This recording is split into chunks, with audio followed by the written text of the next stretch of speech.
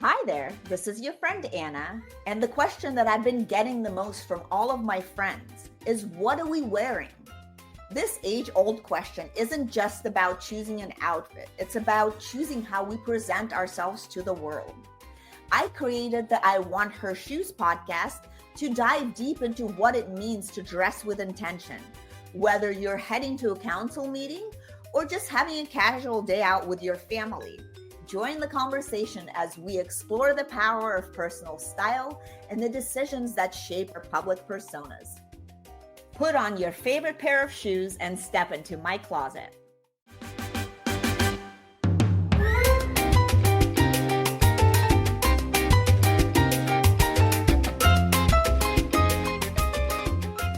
Welcome back to the I Want Her Shoes podcast, where we sit down with powerhouse women redefining success on their own terms, one bold step at a time. I'm your host, Anna Annison, and today's guest is the kind of woman who doesn't just break glass ceilings, she builds the boardroom beyond them.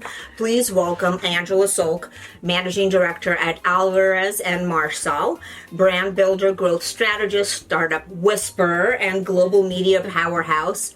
With over 20 years of experience launching billion-dollar brands, that's amazing, and scaling platforms and driving revenue across media, tech, fashion, and consumer goods at such a broad variety. Angela has led teams for everyone from P&G and Calvin Klein to Spotify and Nokia even. That's like dating ourselves. But, yeah. But that was a cool brand. Do you remember? It was the number 4 brand in the world. It was. That was my first phone. So yeah, it was everybody, like our everybody. generation. Yes, everybody had phone. a brick. Yeah, you did not have. Well, yeah, exactly. iPhone did not exist yet. Nope. Yep. So, and while her resume is serious business, her mission is deeply personal: grow business, empower women, and lead with both data and heart, which is amazing. And today we're getting into how to scale with integrity in today's media landscape, what makes a team high performing and also happy, which is probably more important, right? Especially now. Yes, and why operational efficiency is the real flex, and how she stays stylish while navigating boardrooms, markets, and mentorships. Thank you so much for being here, Angela. Thank you for having me. I've been listening. I know you're looking at that. I know you're like literally can't stop looking. I'm literally like a kid in a candy store right now. Like I do, and I have OCD, so I love that everything is organized by color, because I have done that in my own closet as well. Because it helps just make everything more efficient and faster, right? It does. So. And also it just looks pretty and it makes you feel good when things are structured and organized. Yes, I just get like a little adrenaline boost when I come in here. Like, you know what I mean? It's just like, it's strategic. So if I have a bad day, I'm like, I'm just going to go in there for just like 3 minutes. And then I'm like, okay, everything's so great. I know. Like, you can look at your favorite pair of shoes or a color. You can put them on. And just go, okay, or you just just my moment. Exactly. Yeah, love it. Well, Angela, tell me a little bit about your roots. And I know I met you here, but I know that you're going back and forth between New York. Where did you grow up? Where's your family from? Where are the roots? Who's Angela? I know, an immigrant. My family are all British. Oh, that's cool. Yes, growing up, my grandparents used to call me the heathen American because I spoke with the American accent, not the British accent. You're the first non-British accent. I was, yes, exactly, which was, now I really wish that I would have maintained the accent, but when I was a little kid, I used to come home from school crying that the kids made fun of me, that I spoke funny. And granted, this is 40 years ago, right? Like, this country has diversified so much. So I worked so hard to not have an accent, but it always freaks people out when they meet my parents. So first of all, my mother is blonde and fair and with a British accent. So they're like, wait, are you like related? Correct, exactly. So yeah, my mom is from Northern England. My father is from London, and I feel as connected to the UK as I do the US.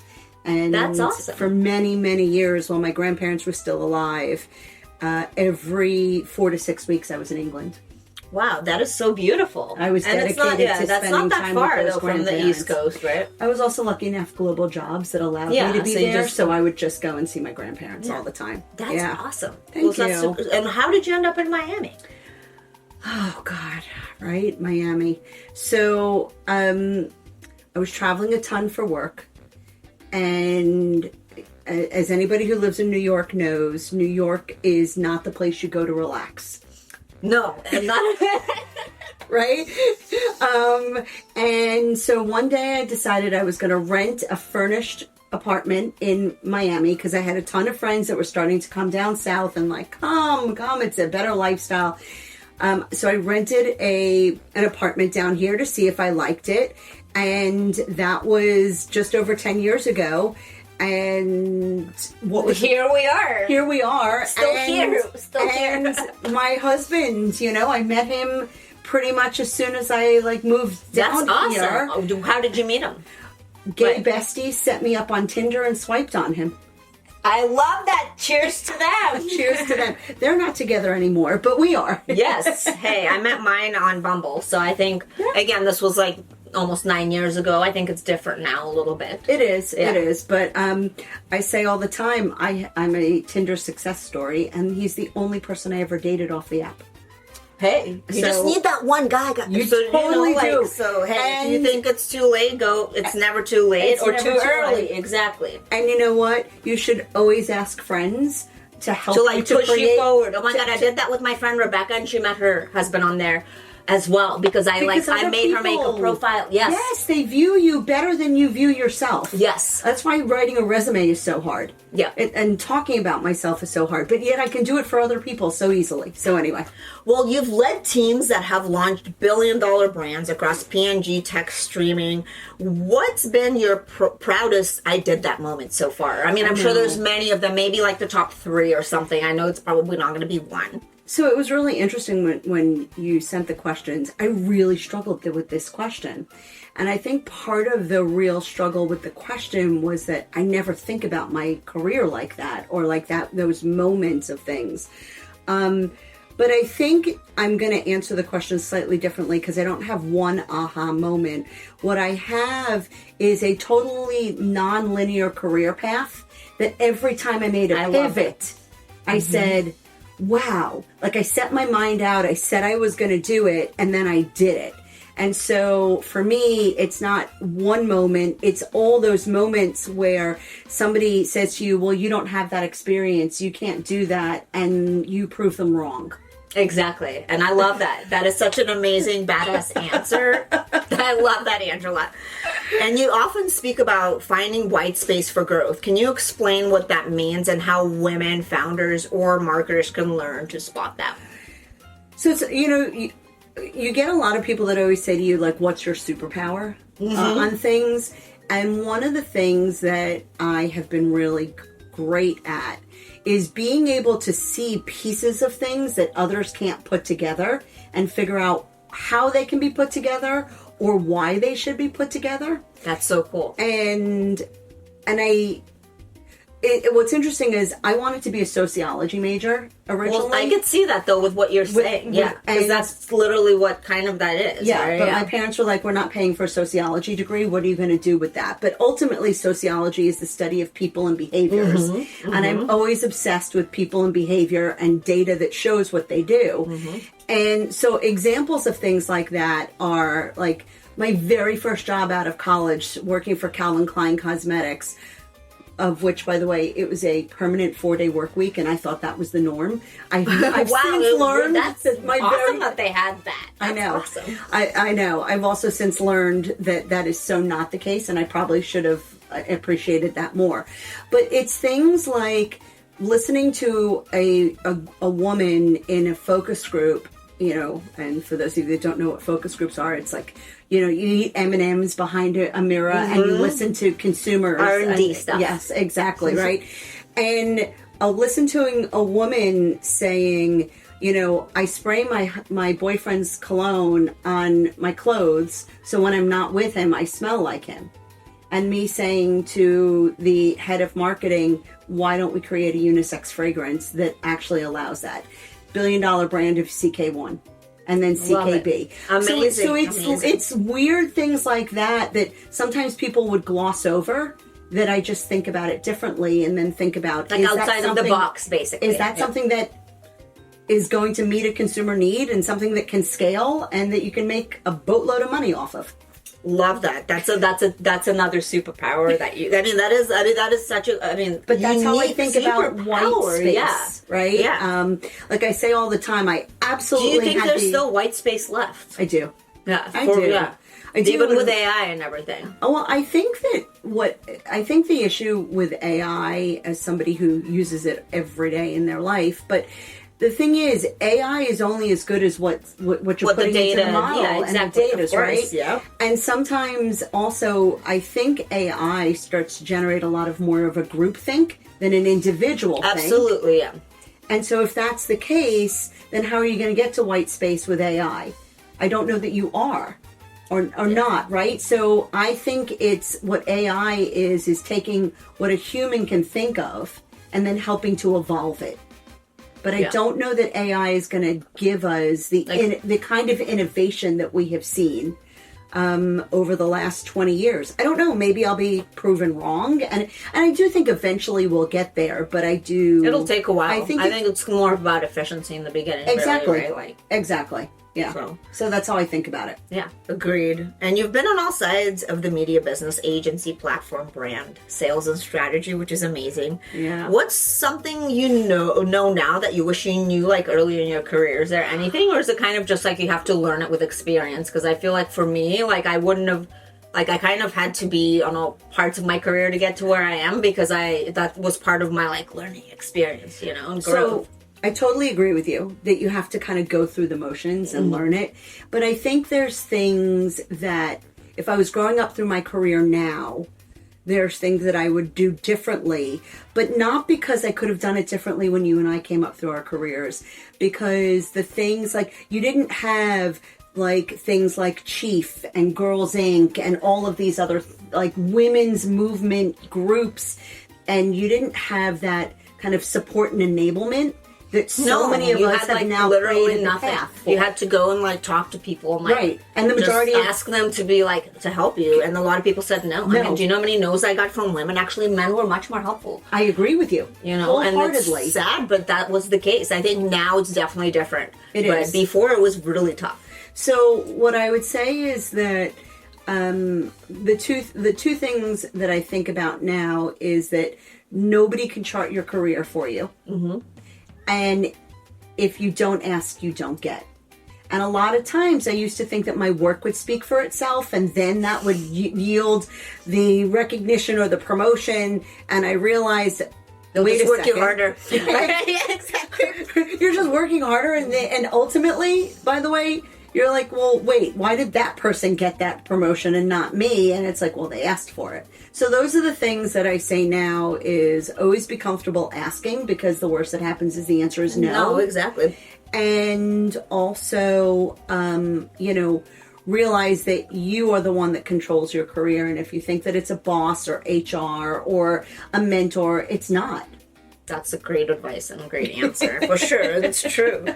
And you've worked in emerging and established markets. What are some global nuances women in business need to know when building brands beyond borders? Because I feel like that's something that not many people talk about. It is so different to work in different markets. It really is. Is it worth it too? For me, I think it changed exactly who I am and gave me perspectives that you just don't like when you're in like sub-Saharan Africa and you're launching feminine products, right? For the first time, and you've always had these, right? Mm-hmm.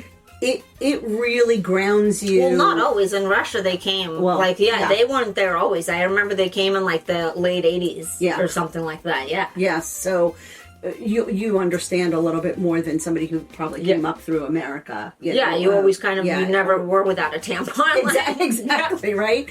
But like to be able to see, because I think what happens is that people just take brands and things for granted.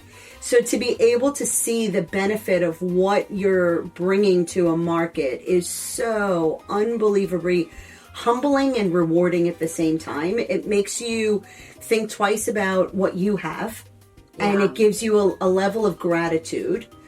It humbles you because something that you also take for granted, you realize is such a huge asset and a gift almost to somebody else. Right. And I just think it makes you a citizen of the world. It makes you a better person. It gives you different vantage points to look at things. And you just think really differently about the opportunities that you get. Yeah. And so I don't take for granted that I've been to 103 countries and Oh my God, launched that's brands amazing. all That over is the so world. cool. And I've done it basically on companies' dimes. Yeah. So you have, that is such a great story. I love that. This is my first job right now, US based only. Wow.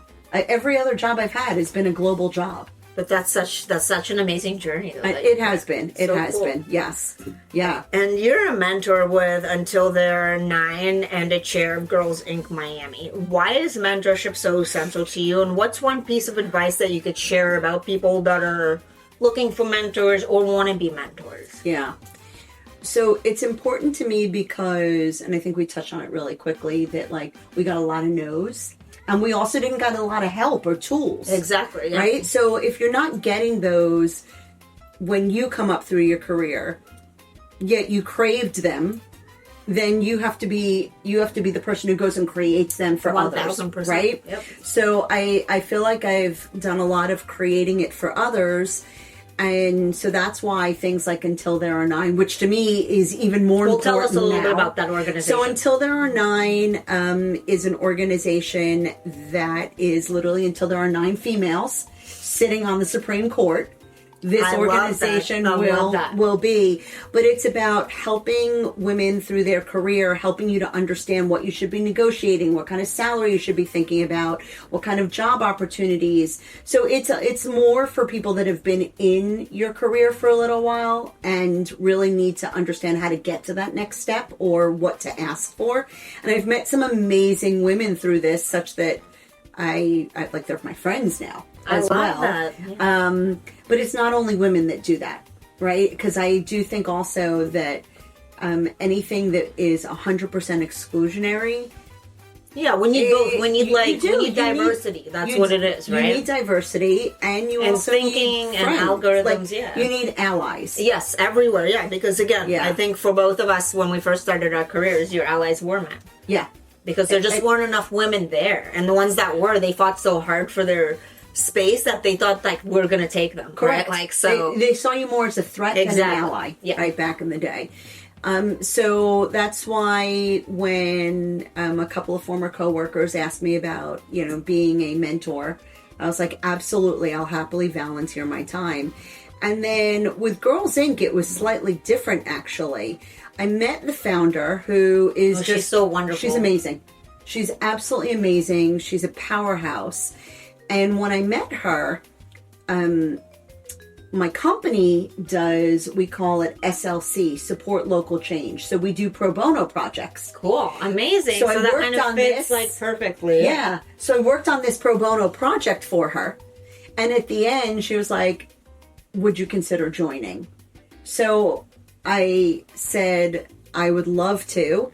And so I actually became the chair of the chairman of the board. And at first I was a co-chair with the most amazing woman, who then was like, I have so much on my plate. I feel good. You got Angela now, so you guys can run with it. So I'm on my second term of that. And it's, a couple of weeks ago, I went and we have a project right now with big brand that is all about helping high school girls to think about opportunities. Love that. And so I spoke a couple of weeks ago, and I said to them, listen, feel free to link in with me, ask me anything you want. And suddenly I had a very long list of links ins and questions. And so I've been making my way through that. So for me, my parents were immigrants. They didn't have tools when they came to this country. I kind of feel like I had to find my own way. Not that because they weren't supportive, but it just was different. Yeah. The path I chose was not necessarily the path they knew. And so because of that, because I didn't have the tools, because I didn't have the network, I want to ensure that they have it. So that's why I do the Girls Inc., which is younger, and then I do the Until There Are 9 as well. That's beautiful. Which is, and thank you so much for doing stuff. all of that. And I love it. Putting your time towards women and the future and just people that want to make a difference, right? And be better people. And one of the things that you won't have on my LinkedIn or resume is I'm also working on a startup right now. Cool. Well, tell us a little bit about this. And so I'm a former athlete. I was a soccer player. Cool. That's so cool. Yeah.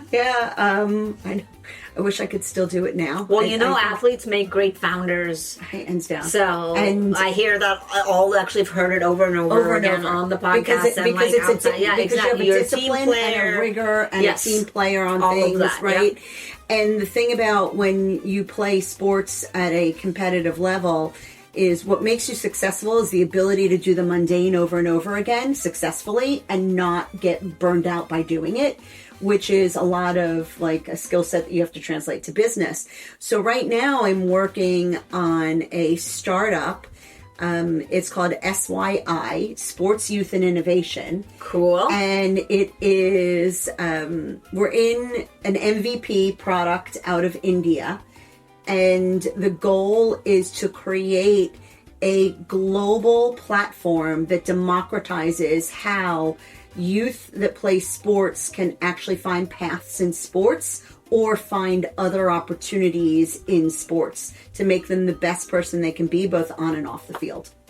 Well, that's an amazing mission. It goes back to all the things that you talked about. So I think that's going to be great. So when is it kind of open now, or are you still kind of building it up? Is it ready to be shared? Are you looking for people? We're building it up, and we are in the hardest process as another founder and startup person. We're in the hardest process right now, which is the fundraising.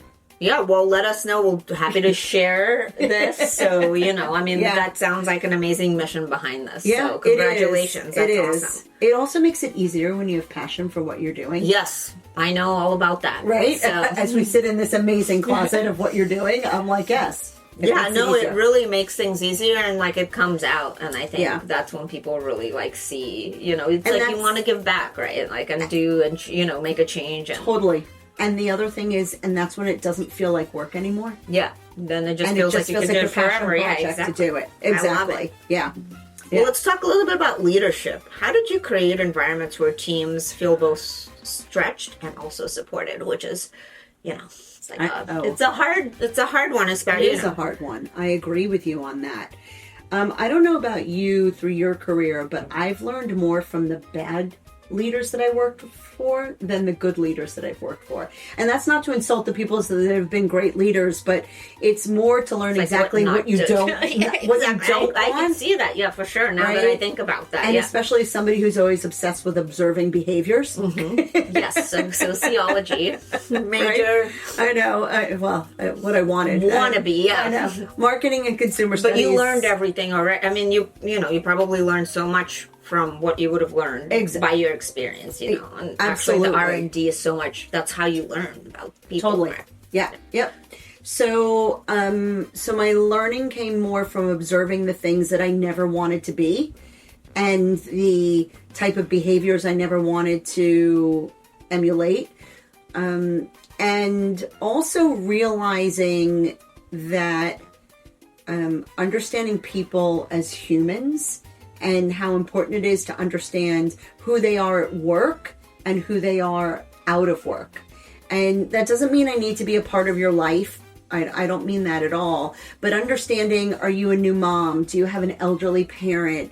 Like the person that cares enough to show compassion, to enable people to be able to be their best both in the office and outside of the office is something that I've always prided myself on. And I think it's why so many people that have worked for me through the years kind of have, number one, get in touch with me or have followed me. And I'm always so shocked. And COVID was one of those times, believe it or not, where people I hadn't spoken to in 10, 15 years reached out and were like, hi, I want to tell you what's going on in my life. And for me, it's heartwarming.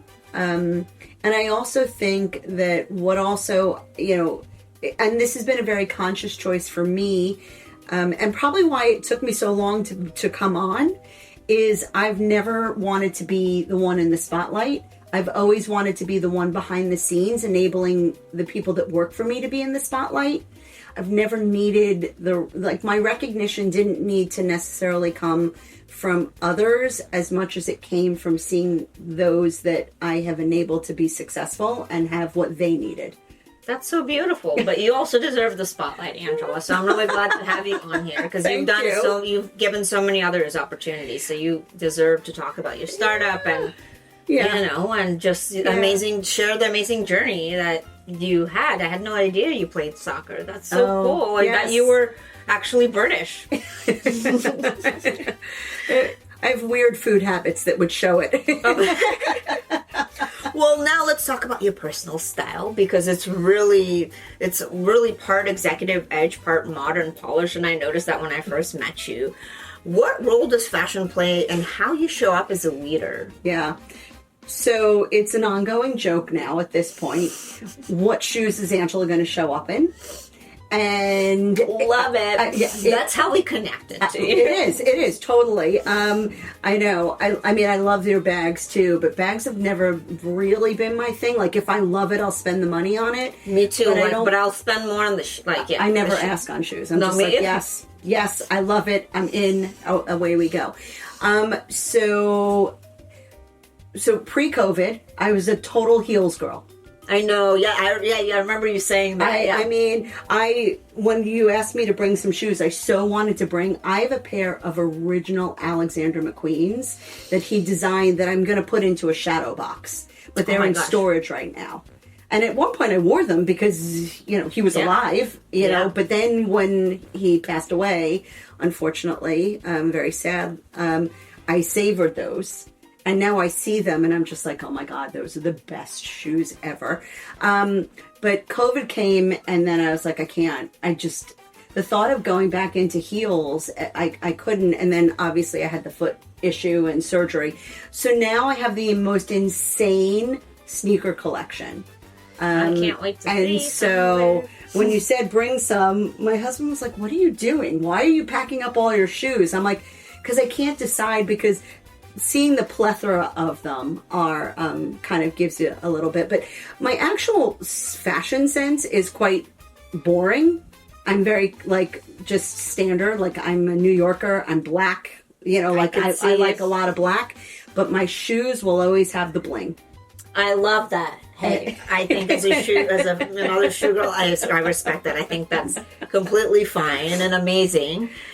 And you've worked with some of the most iconic brands. But what's one brand that truly changed you as a professional, if there's one that stands out? I know Calvin Klein is very important in your Well, it was career. my first one, right? So that, but it's only now when you look back that you really appreciate what that opportunity did. Right. Because when you're in the moment, you don't really see it or understand it.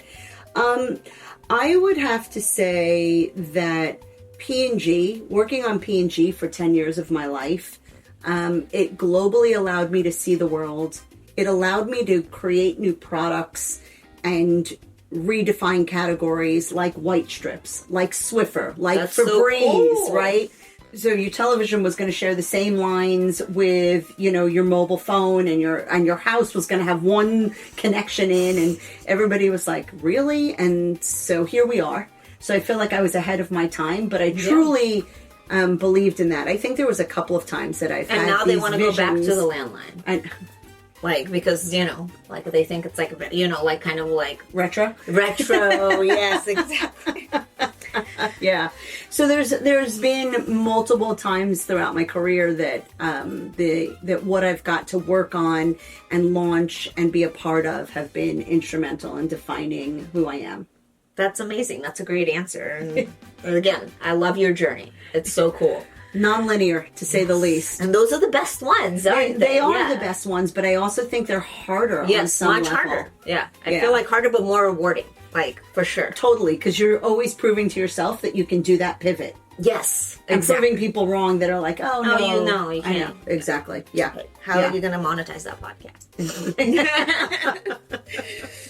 And what's something people misunderstand about women in executive leadership roles? Because I feel like there's a lot of like kind of stigma around this. Like, you know, should you be tough or I know, should right? you? Do you know what I mean? Like, I do.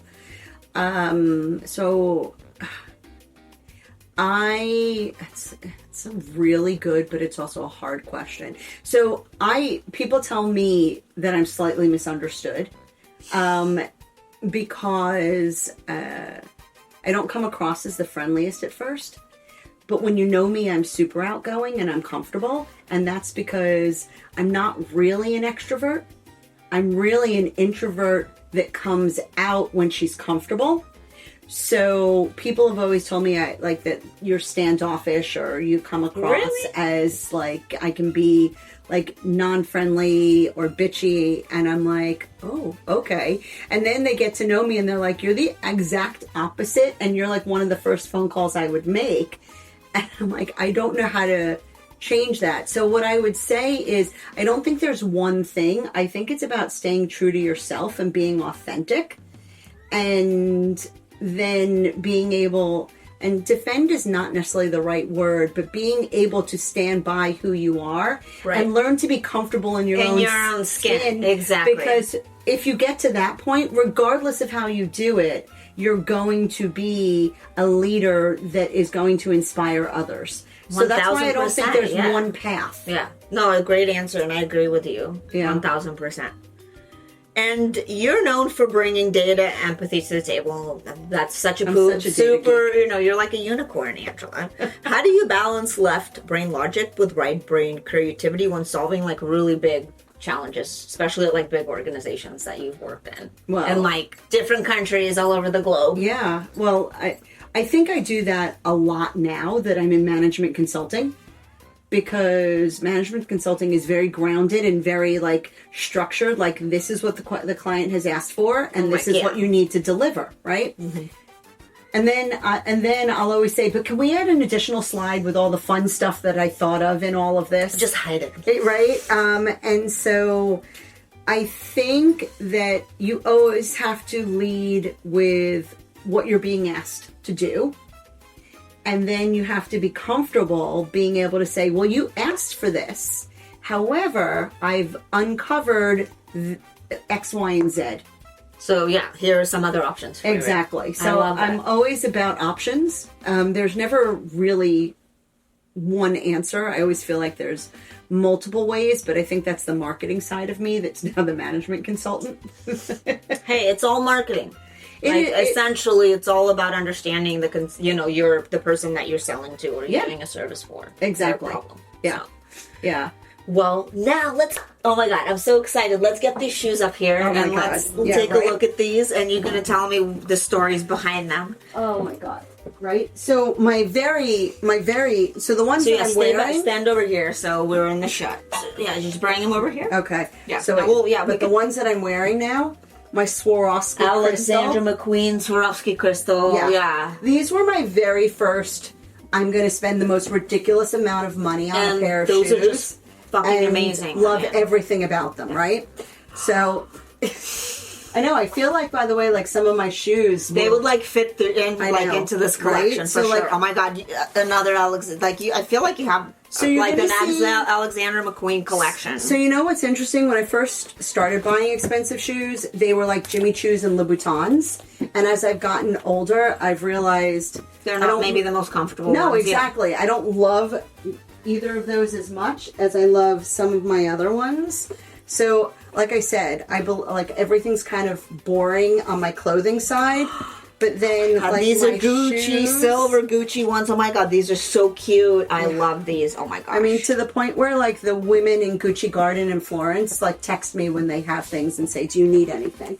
So we do need things. We always need things. You can never say you don't need anything. I know. Exactly. I mean, that's kind of. These are my most recent purchase. Oh, these are also Gucci, and these are like the new brand collection. New oh my God, so nice! And I like how the logo. They changed the logo into like this kind of. I know.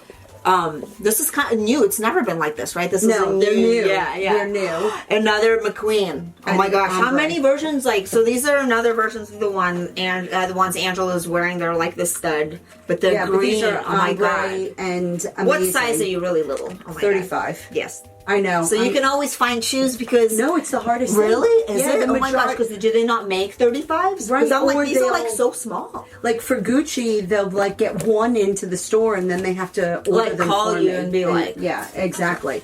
So when I said I believe that like my shoes need to make a statement, Or there's one. Is there more? Is that it? no, those Okay. are the only. I All only right, brought perfect. 4. Well, you have 5 because you have the ones you're wearing. The one that I'm wearing Yeah. as well. But I really do believe that, you know, your shoes kind of say something about you.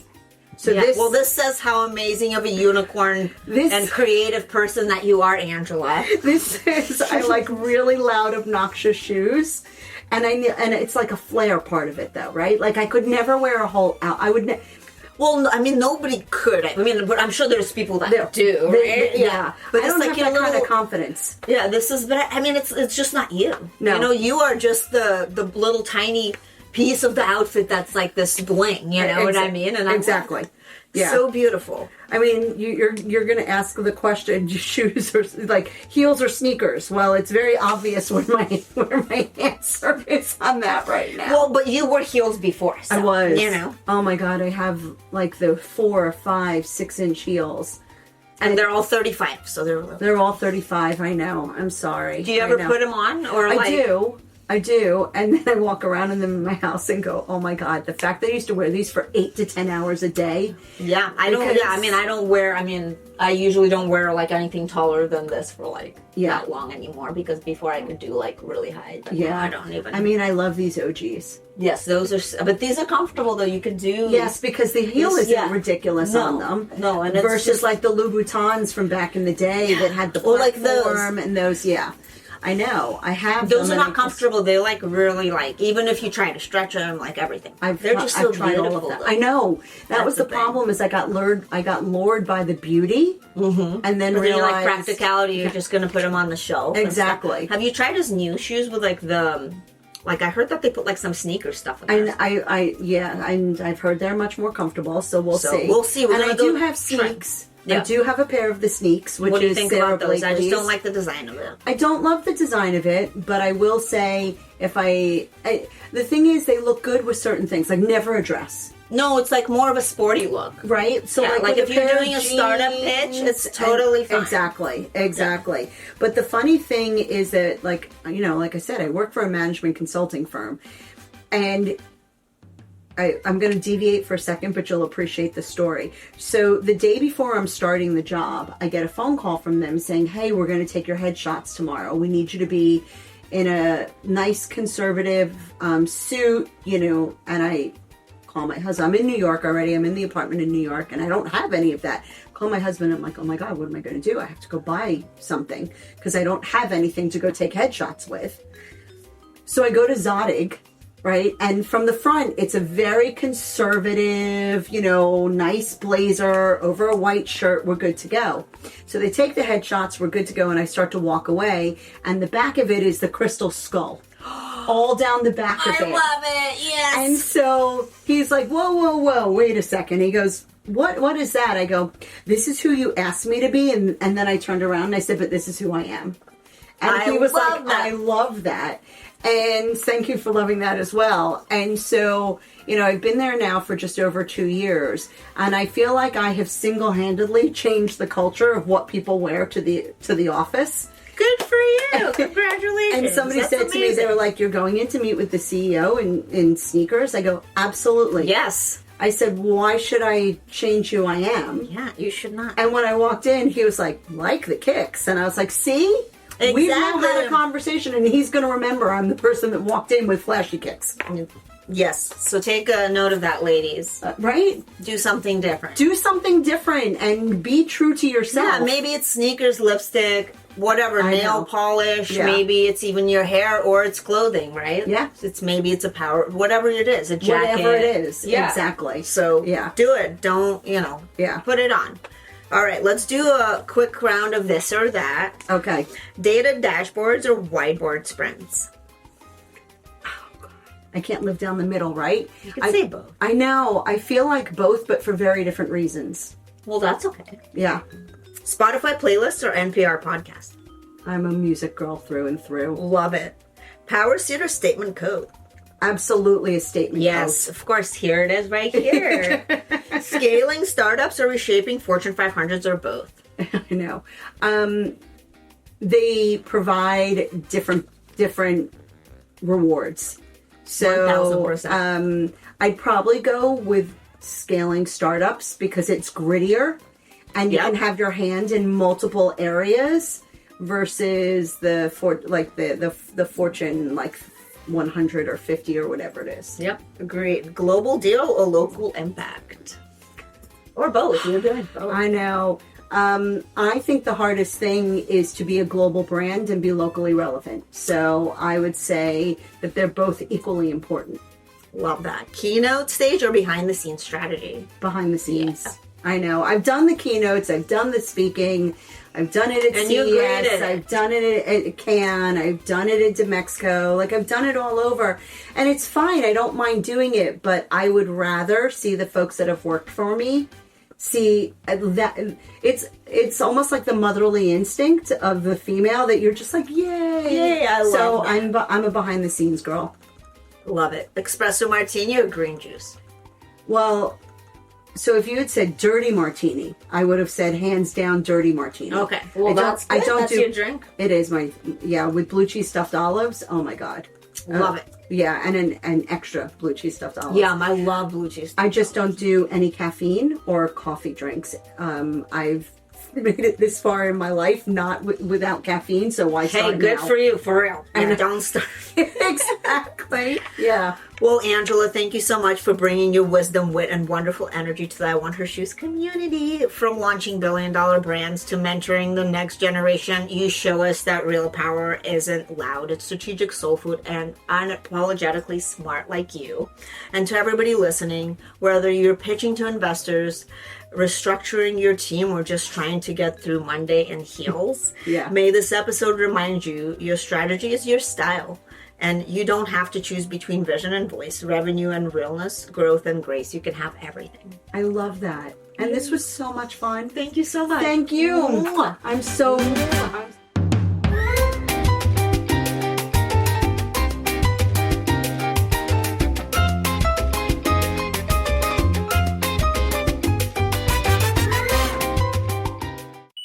Amazing. And your phone is on silent, right?